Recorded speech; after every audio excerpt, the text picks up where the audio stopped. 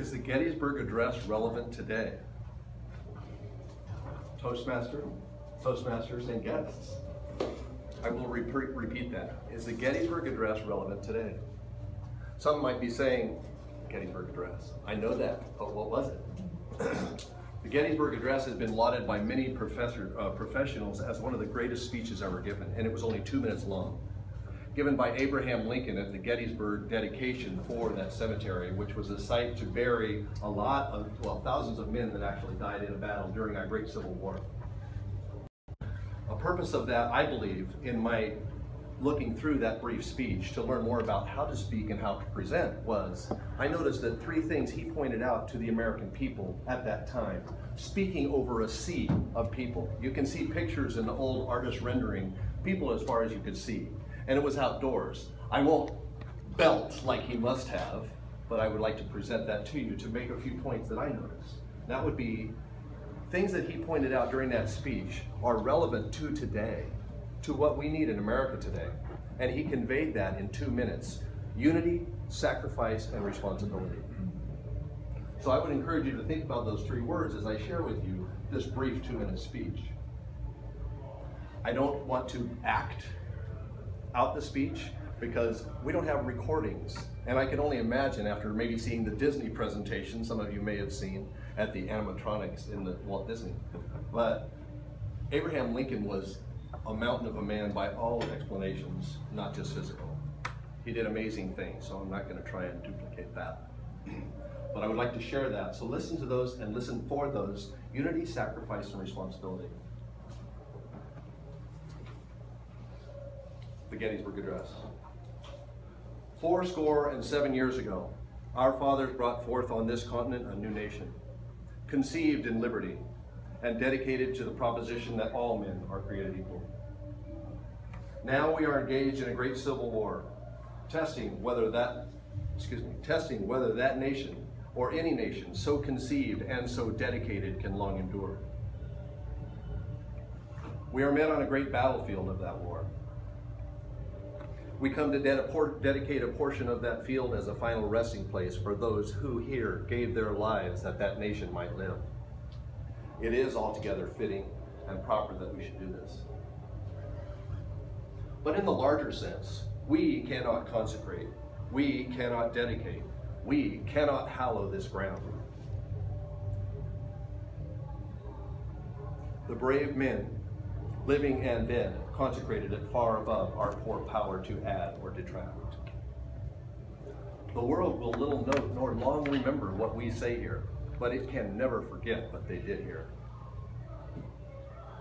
It is for us, the living rather, to be dedicated here to the unfinished work which they who fought here have thus far so nobly advanced. It is rather for us to be here dedicated to a greater task remaining before us, that from these honored dead we take increased devotion to that cause for which they here gave the last full measure of devotion. That we here highly resolve that these dead shall not have died in vain, that this nation under God shall have a new birth of freedom, and that government of the people, by the people, and for the people shall not perish from the earth. Abraham Lincoln, Gettysburg Address, November 19, 1863. My point in what I saw was that is thinking about what we need in our nation today. Everybody here, whether you watch Facebook, whether you watch the news, whether you're one party or another, understands and I believe sees we have great disunity in our nation. Abraham Lincoln knew that's what he had then, because we had dividing lines right down the middle of our country for North and South. Brothers actually killed each other. It was tragic, but they truly believed in what they fought for.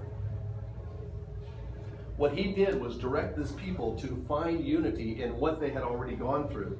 Just 87 years before this took place, 77 years ago, 20 plus 7, 4 times 20, 87,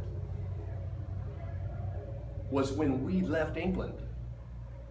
Imagine having grandparents who actually left England and could tell about the day when we came here and we started this great nation. So they already had something to be unified about. He was encouraging them to go forth and to draw on that unity you already have. And then he said, we have sacrifice. We have great sacrifice with people already in the ground before this war, before this great division, before this conflict. So what he then would say, we now have a responsibility to honor those people. We look back our 87 years, we have a great history already, getting away from another nation, becoming independent. That should in fact create unity. That should in fact all remind us that we have great sacrifice, because we already sacrificed our personal way of life, not to mention life. And now we have the responsibility to say, let's just put some things past and learn to accept, argue, but work together, and to create some unity. I look at the United States today, and I would encourage everybody to think, unity, sacrifice, and responsibility. We have great reason to be unified, going back just 152 years to this speech when that's taking place. It's the great division of our own country. We fought and killed each other. That's a reason for unity, because we're still here. We, by many standards, are the greatest nation in the world. I think most people in this room probably believe that. But we also have to understand, with those sacrifices, with the unity that we have in our history, we have to realize if we don't make personal sacrifice, if we don't at some point say, my group, me, I can't pound my chest and demand that I get my way and expect this nation to continue to grow.